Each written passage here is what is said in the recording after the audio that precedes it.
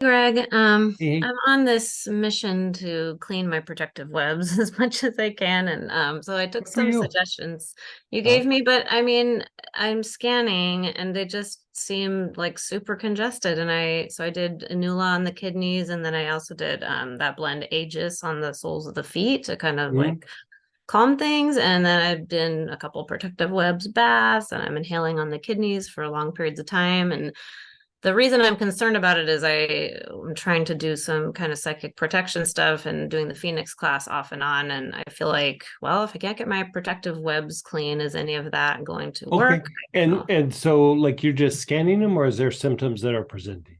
Well, scanning, but this is all related to the claustrophobia issue, which sounds like a psychic attack issue. You thought.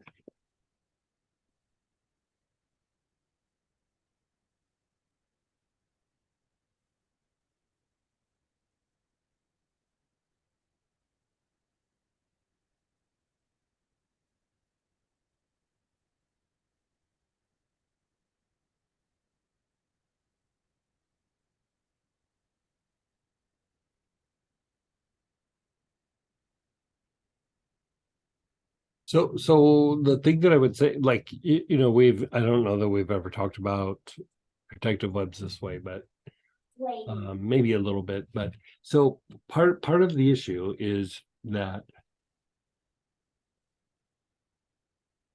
they play a pretty significant role in the function of both the fight flight mechanisms or sympathetic part of the nervous system and rest and repair. And the rest and repair is not so much that it's just like when they get overstimulated or they get blocked, they just don't allow you to like, ugh. You do have a bit of a depletion in the vagus nerve. It's not horrible, but even when you look at the protective webs, the blockage isn't so much in the fight flight, it's like the inability of the rest and repair to kick in to a greater degree. So you could treat that a couple of different ways.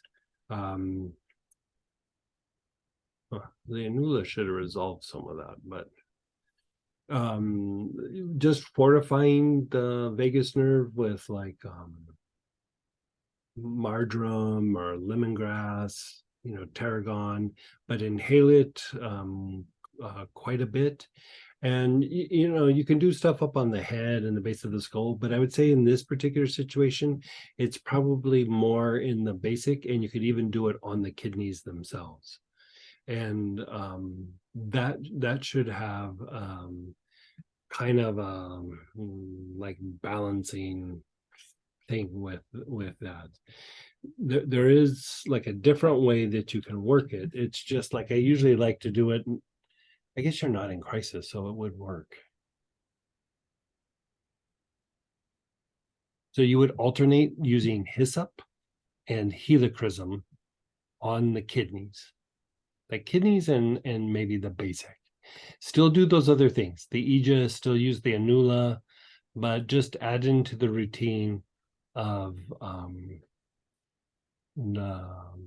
going back and forth between hyssop for several breathing cycles and then helichrysum for several breathing cycles. And what that's doing is it's regulating the play between sympathetic and parasympathetic. And then after you're all done, at the very end, just inhale like some protective web. Don't even direct it anywhere. Just inhale it. Okay. Um, to work the vagus nerve, do I let me read what I wrote here. With marjoram, for example, do I put my attention on the vagus nerve or I'm No, just in just put it on the kidneys and the basic. okay, kidneys and basic. Yeah. Most times you could run through like the respiratory tract, the lungs and the bronchioles and the digestive tract and things like that. But I think yours is more just it's in the basic, the basic Okay. kidneys. Um, Okay. Um, can I there one other thing crossed my mind related to this. There was an energy healing session I had years ago where the person said that you can tell me if you think this is true or not, where this person said in a previous lifetime I was I already say imprisoned. no, like it's not right. Okay. For somebody to have the ability to perceive that deeply, there's very few clairvoyants around that can do that. Okay. It's they're usually just taking pieces of information and their mind makes up a thing, but to be able to go through and pierce the veil and see that way,